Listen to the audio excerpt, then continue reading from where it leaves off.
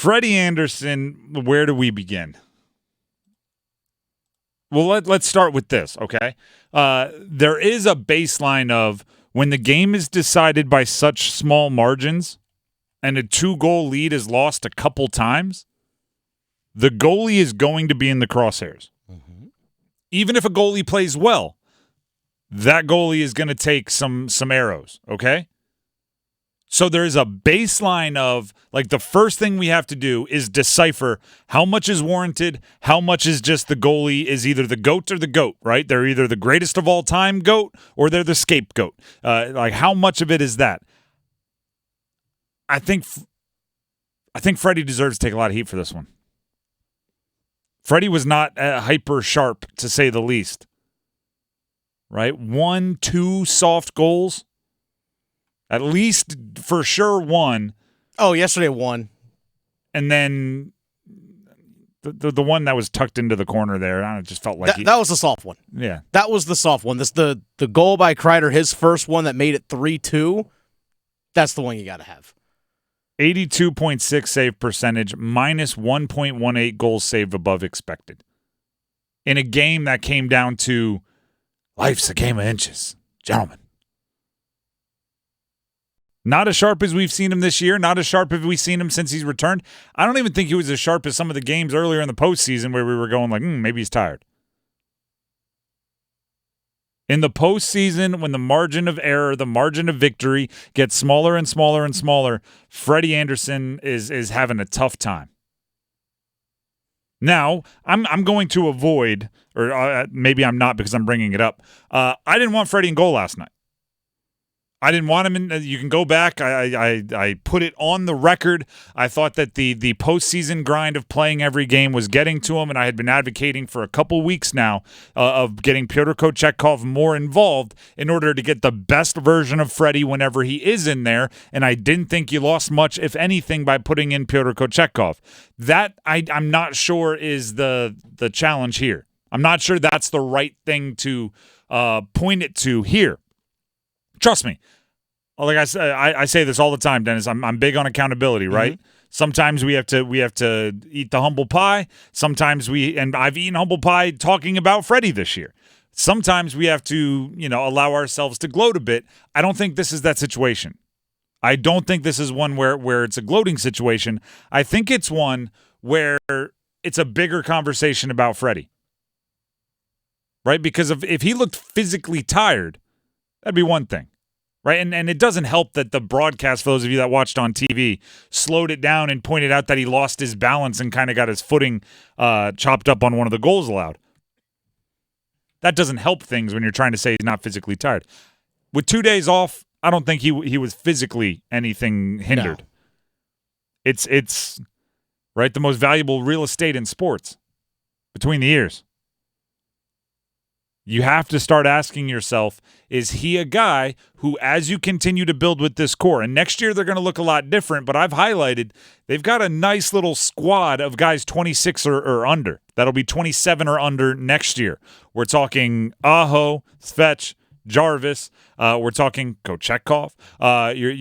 There's a nice little group there, Drury, of younger guys that you're going to try to build around, and you have to pick the right veterans to pair with them. It is a question on whether you want that to be Freddie Andersen. Because one thing that stings so much about this year, so much about this postseason, so much about last night, is you feel like you left some change on the table. Right? You feel like there's unfinished business. You didn't reach the top of your potential. And if part of that is because of Freddie's play or Freddie's lack of hyper-focus in the postseason, then you have to answer for it, right? And you definitely don't want to set yourself up to do it again.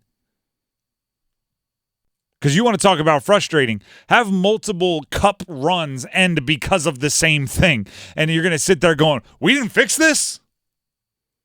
Right? Because I was a little critical of I don't even want to say a little critical. I was a little honest about the Canes after the game last night on Twitter, and people did not enjoy that. Right? There was a lot of, I've been enjoying watching this team for 6 months, and you're already turning on them. I'm going, no. What I don't want to do is deal another 6 months and end up right in the same place where we are right now, because we've done it. We've done it. After last year's Eastern Conference Finals, what did Cadence fans have to do? Sure, it was a sweep. Sure, it was a loss, but it wasn't as bad as it looks.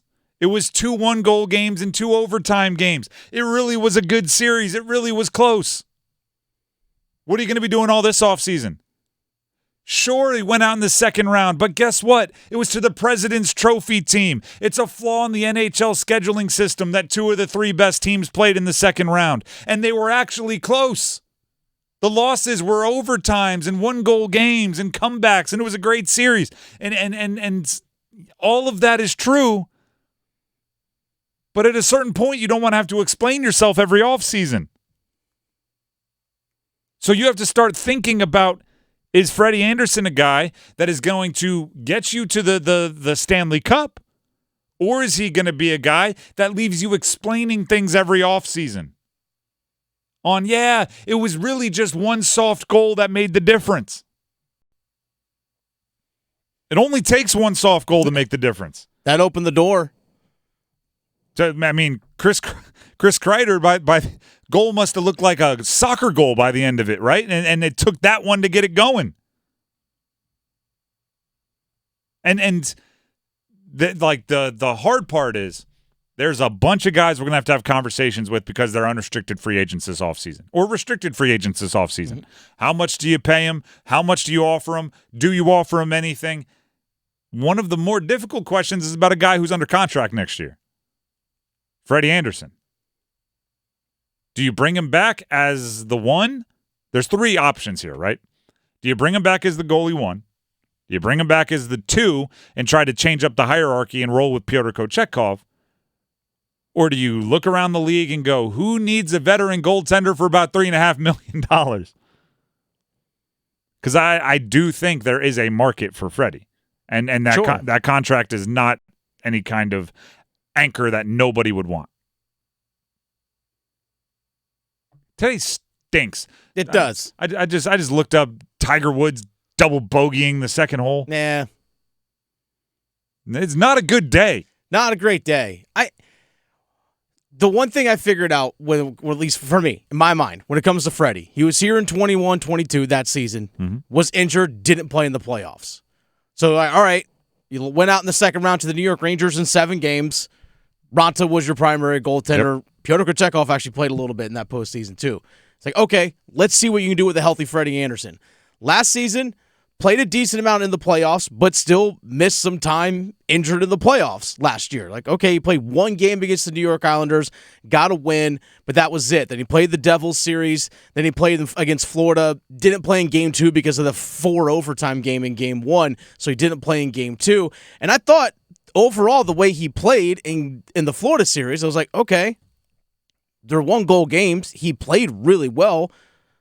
Canes just didn't get enough scoring. They didn't get enough run support. So let's see if he can carry that over into this postseason.